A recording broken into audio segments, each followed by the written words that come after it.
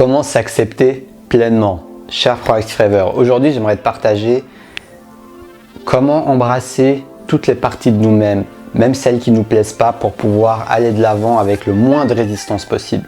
Parce que dès le moment où on rejette une partie de nous-mêmes, dès le moment où on dit non à quelque chose, inconsciemment on s'envoie le signe qu'on s'aime seulement conditionnellement, qu'il faut des conditions pour que nous soyons bien en nous, pour que nous nous apprécions, pour que nous donnions de l'amour, pour que nous donnions de la compassion. Et dès le moment où il y a des conditions pour cela, ça devient de l'amour inconditionnel. Donc je vais partager avec toi cette réflexion sur comment s'aimer pleinement.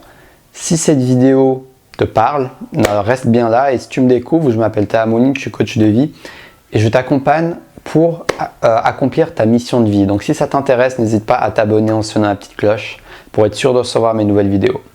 Donc c'est parti.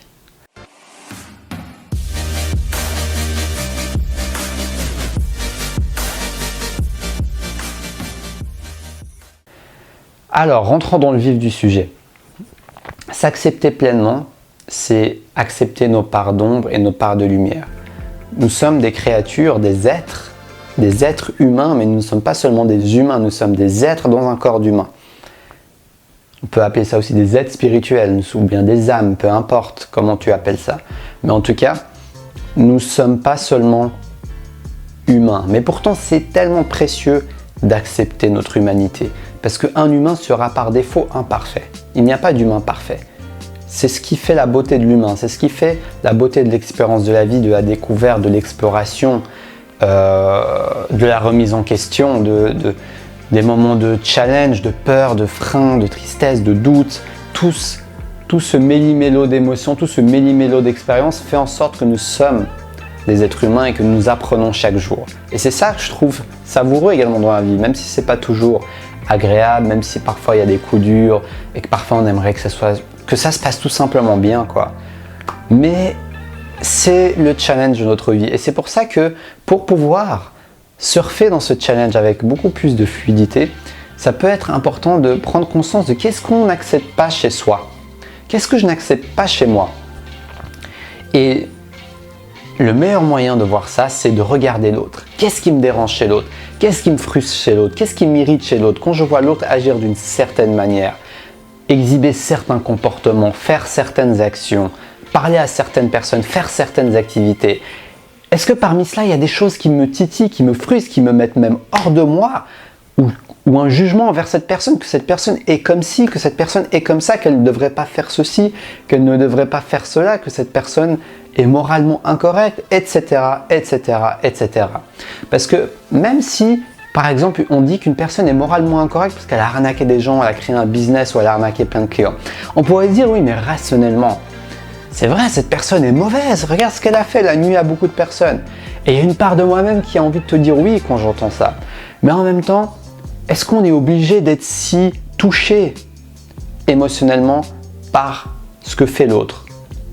Tu vois ce que je veux dire? En fait, il y a une différence entre ne pas adhérer à ce que l'autre fait, ne pas du tout y adhérer, et ne pas le tolérer du tout. Tu vois, c'est ça la différence, la subtilité qui va te faire prendre conscience qu'en fait, au fond de toi, il y a une part de toi qui n'accepte pas ça chez l'autre, et donc qui n'accepte pas ça chez toi. Donc, en prenant cet exemple de cette personne qui a arnaqué des milliers de clients, on va dire. Alors oui, tu vas dire, mais Taha, mais en fait, c'est génial que je n'accepte pas ça chez moi parce que je ne veux pas arnaquer les gens. Et je t'en suis reconnaissant, je ne te demande pas d'arnaquer les gens, mais plutôt de prendre conscience que si tu as ce jugement très rigide face à l'autre personne, dès le moment où toi, tu vas, ne serait-ce que par accident, ou bien sans t'en rendre compte, ou bien une fois, tu vas plus penser à toi qu'à l'autre, tu vas plus penser à tes intérêts qu'à l'autre, et peut-être que tu vas te dire, ah ouais, c'était pas... La prochaine fois, je ferai mieux. La prochaine fois, j'aimerais quand même beaucoup plus penser à l'intérêt de mon client. Il y a une fois où tu es là, tu as bouclé l'affaire, tu lui as peut-être vendu quelque chose à la va-vite, sans prendre assez en compte la satisfaction du client. Imagine que ça t'arrive. Et on est tous humains, c'est pas la fin du monde. Tu n'as pas arnaqué 1000 clients, c'est que tu n'as pas entièrement, comme tu voudrais, donné satisfaction à ton client. Mais toi, peut-être que tu vas t'en vouloir, tu vas être frustré, tu vas être irrité, tu vas même culpabiliser. Et tout ça pourquoi? Parce que tu as cette part d'ombre en toi qui n'accepte pas ce côté en toi qui est égoïste. On a tous un côté en nous qui est égoïste, mais si on le refuse, qu'on le refoule, en fait, dès le moment où on aura le moindre signe d'égoïsme, eh ben, on va se juger, s'auto-blâmer, s'auto-critiquer. Donc c'est pour ça que l'avantage de mettre la lumière sur nos ombres, comme je t'ai donné dans cet exemple, c'est que ça te permet d'avoir beaucoup plus d'options, beaucoup plus de choix, beaucoup plus de recul, beaucoup plus de liberté, beaucoup plus d'amour intérieur de toi-même pour pouvoir agir et aller dans le flow de la vie, quoi. Et avancer malgré que tu fasses des actions qui ne sont pas toujours alignées avec qui tu es et ce que tu veux vraiment partager, et c'est ok. L'important c'est que tu fasses de ton mieux jour après jour, de ton maximum pour arriver à cet alignement. Mais c'est pas du tout le but que tu sois aligné 100%, parce que si tu es toujours parfaitement aligné à tout ce que tu fais à chaque seconde, bah, ça sert à quoi de vivre cette vie, tu vois? Ça sert à quoi de faire toutes ces expériences? Ça veut dire que tu n'as plus rien à apprendre.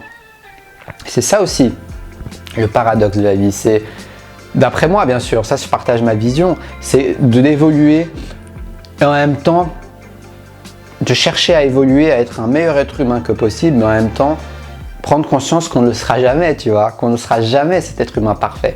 Et c'est ça le jeu. On peut prendre ça comme un jeu, ça peut être fun, tu vois, ça peut être... Moi j'aime bien appeler ça un jeu parce que si... Bon, je pourrais te dire oui, le travail et tout ça, des fois j'emploie ce mot, mais le jeu, ça te rajoute une dynamique peut-être motivante qui va t'encourager à explorer tout ce dont je te parle et qui peut vraiment t'offrir beaucoup de bénéfices, tant en temps de bien-être qu'en temps de réussite dans ta vie. Donc vraiment, prends conscience de l'importance de prendre conscience de tes parts d'ombre et de mettre de la lumière dessus. C'est comme un enfant, quand il est dans le noir, il a peur du noir. T'allumes la lumière, ouf, tous les monstres ont disparu, il n'y a plus de monstres dans la chambre.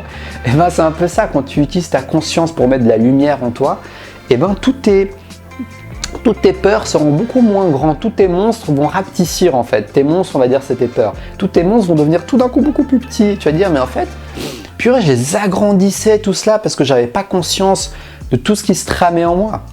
Donc c'est un travail de libération de nos traumas, de nos préjugés, de nos conditionnements pour s'ouvrir à soi-même, pour s'aimer et s'accepter pleinement, et de cela va découler une acceptation et une ouverture vers les autres, une ouverture vers